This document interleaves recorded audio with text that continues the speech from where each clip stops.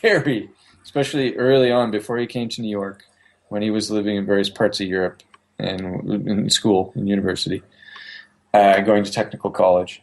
He was rapacious. He had sex with tons of prostitutes. He would go to the whorehouses all the time. And so, people have this sort of altruistic perspective of Tesla. I have a very human perspective of Tesla. Tesla was a human being.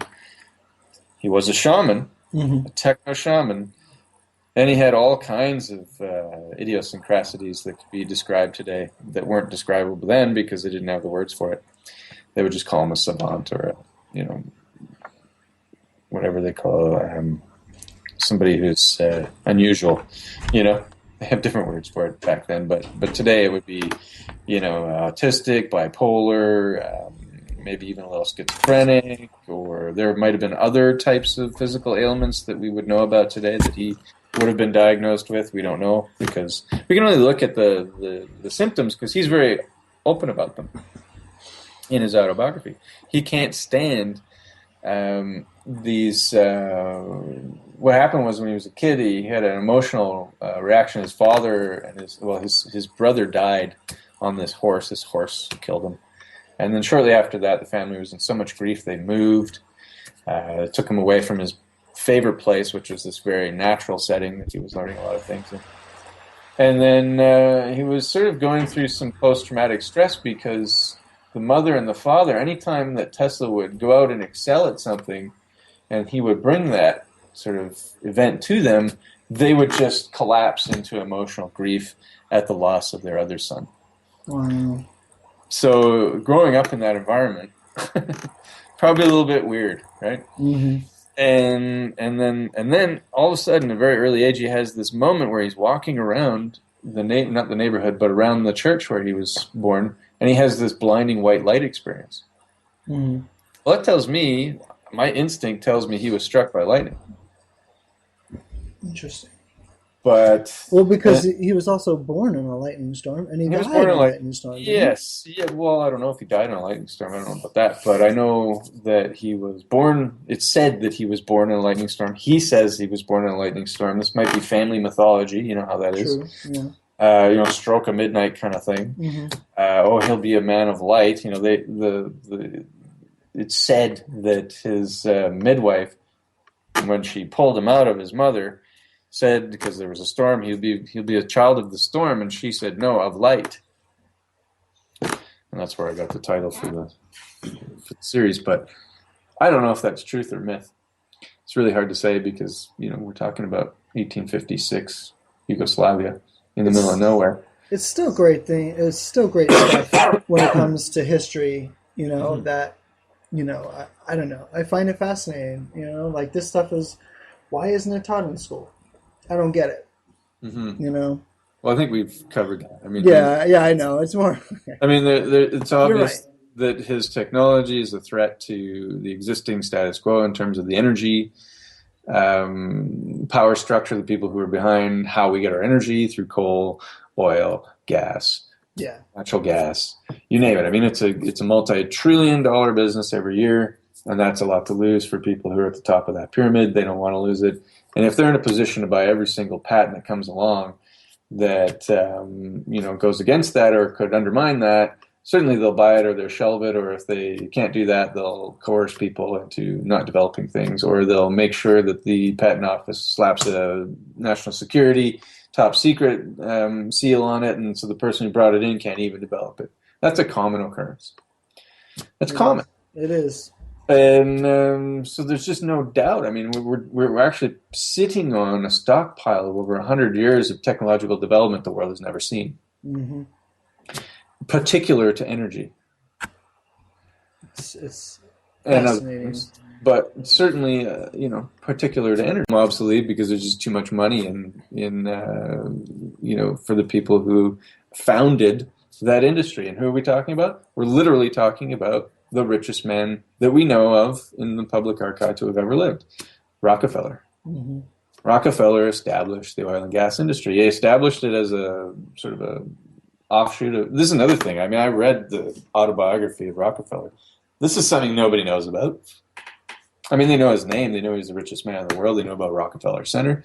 Do they really know the story of Rockefeller? No. I've never seen it anywhere except in a documentary format. This is another story we can tell within the context of Tesla because it's about energy. Mm-hmm. Mm-hmm. And I don't knock Rockefeller. I think he was a fascinating character, and he was certainly a shrewd businessman, and he accomplished a lot. I mean, it's incredible what he did. But by the time he was an old man, Tesla comes along and threatens his entire dynasty. And he has, J.P. Morgan in his back pocket. He's got the all of European banking system and everything in his pocket because of the Rothschilds. Mm-hmm. What would you do? Yeah. Well, you take the human factor in, and people think, these people are evil. They're not evil. They're just human. They're just like us. I mean, if I was a pile of $1 trillion and all the influence in the world, I wouldn't want that to go to pot either, because some Serbian guy from, sorry to say it, but fuck nowhere, comes along and invents free energy. I don't want it to happen either. And if I'm in a position to make sure it doesn't happen because I've got my fingers on the strings of finance, I'll do it. Which, it just brings up such a great point about Tesla. Like, he embodied the spirit of humanity, but he also embodied, like, what it is to be a leader as far as for the common person, and I think that's another reason I'm so passionate about him is, like, what he did was for everyone, and what he, and no one knows, and so, like, to have such a person and not be known is another reason I think this campaign is so important. I don't know how you feel as far as, like, what you want to achieve with this. I mean, I hear everything we're talking about, and it seems along the lines of how I feel. Mm-hmm. Well, what I feel is that this whole story hasn't been told. It needs to be told because we're in a point in time in our collective time on Earth as a species where this thing has to change. The way we create energy, the way we look at energy, the way we interact with nature, the way we sort of position ourselves in the world as a population of overgrowth population. I mean, these things have to change. Otherwise, we're actually beyond the point of needing the change. We're at the point now where let's see what we can salvage. True. We don't see it now because we're living in a very comfortable sort of period where the food comes to the grocery store. We got money. We work for money. We go get the food. We come back home to our nice home, which is insulated from all weather. We're in a major comfort zone. That's why things aren't changing. And that's why it's still not going to change until that becomes uncomfortable, until the food stops coming to the grocery store, until we can no longer make the money, or the gas becomes so overpriced, or the oil becomes overpriced, or we can't drive our cars because we can't afford them. And I don't mean just the 99%. 99%, that whole movement, those people still have cars. They still drive their cars. It's true.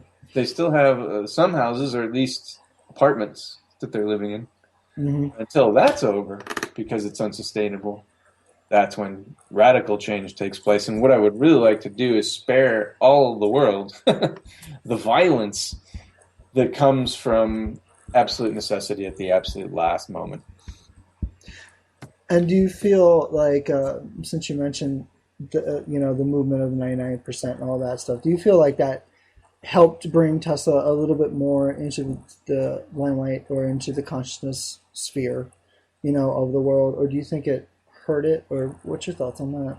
I don't think it did anything harm to Tesla. I don't think it helped it either. I don't think it did anything to do with Tesla, to be honest with you. No. It was a human-centric, or human interest. That was a human interest story. That was, we're not making enough money. The economy is not working in the United States. Right? That was that story. That's what that was about. That was a selfish agenda. When, for me, the real agenda is that every day, 2,000 or 3,000 new species of plant, animal, and insect, and every other thing go extinct. Sure. That's the real story for me. Because bottom line is, all technology, all support, all energy, all water, all air comes from nature. Mm-hmm. And without balance in nature, we're fucked. So, and that is the message of the shaman. True. No, that's actually the message of almost all shamans, to humanity specifically as well. Right. So this is a deeper issue. I mean, 99% is sort of a early quake of discontent. Okay. In my opinion, and it's an economic discontent because 99% of the people aren't able to live the lavish lifestyle that they thought they were going to live when they were growing up in the 60s and the 70s. True. People get behind it. It's true. There is an economic divide. It's true. It's unethical. It's true. It's very true. Yeah, no, it's very, very true. I work for a corporation, which I won't say, but it's very true. I will say that. It's just true, right? It's all true. It's very true. Yeah. And it is symptomatic of that system that was set up, in that late 19th, early 20th century when Tesla was around, when technology was taking off, the second industrial revolution, the establishment of the Federal Reserve Bank, the cornering of stock markets, or the engineering of stock collapses in order to corner more wealth to one group of people. There's just so many little things that happen. I call them little things now because in the scope of what's happening today, they're pretty little. Because again, I always go back to nature. It's like the destruction of nature was not so all-consuming back then as it is now. Mm-hmm. Or it has been since the 40s, 50s, 60s, 70s, 80s. I mean, that was just the heyday of ruining the earth. But, energy, is such a focal point of that because we've dabbled in things now, like nuclear power, that are just so absolutely diabolically caustic. And if one slip-up happens, in those cases, entire oceans are decimated potentially. Mm-hmm. We don't know what the real outcome of Fukushima is in respect to the Pacific Ocean, but there are people on both sides of the scale. One saying that it's absolutely decimated. The others are saying, well, it's like a drop in the bucket kind of thing. Mm-hmm. While somewhere in the middle there's truth, mm-hmm. and that middle ground is still pretty devastating. And the mere fact that nuclear fuel rods are radioactive for something like 180,000 years, mm-hmm. and they don't know how to turn that radioactivity off. Well, I read recently about radiation, something about that mushrooms can consume radiation or something like that. I have no doubt that nature will take care of it. Yeah, but it won't take care of us in time in order for us to see that happen. Because if we upset the balance of nature so drastically in one or a couple different situations, whether it be an earthquake causing an entire rupture of a facility or the economy breaking down to the point that all these infrastructures go to waste and then we can't maintain them, mm-hmm. and then they all go offline, or whatever the scenario is. I'm not a doomsdayer, but I'm telling you, we've set ourselves up. And we have the ingenuity. Mm-hmm. We have the inborn, God-given, nature-given ability, and probably there's even people who have engineered it already, ways in order to neutralize nuclear power. But nobody is going to allow that within the powers that be until it's absolutely necessary, and they're actually under a threat. Because for now, it's great. It works perfect to have people scared on one side and other people pro on the other, and then the absolute necessity driving the market. It works. It's a beautiful game. It's a beautiful game. It's a beautiful game, but it works, right? The glimmer of hope I feel is kind of what one of Tesla's quotes, and it was correct me if I'm wrong. I think that let them work so hard for or something to that degree. Yeah, I don't know about that quote. I've never heard that one, but that's not to say that it's not true. I'm just saying I don't know. He said it was something about him owning the future. And it's nice of him. and I was like, sure, please do, because you obviously knew what you were doing, and I kind of see, this project that you're doing in the spirit of that, like his spirit coming through and saying, we still have hope. You know what I mean? We still got people who are interested. We have 100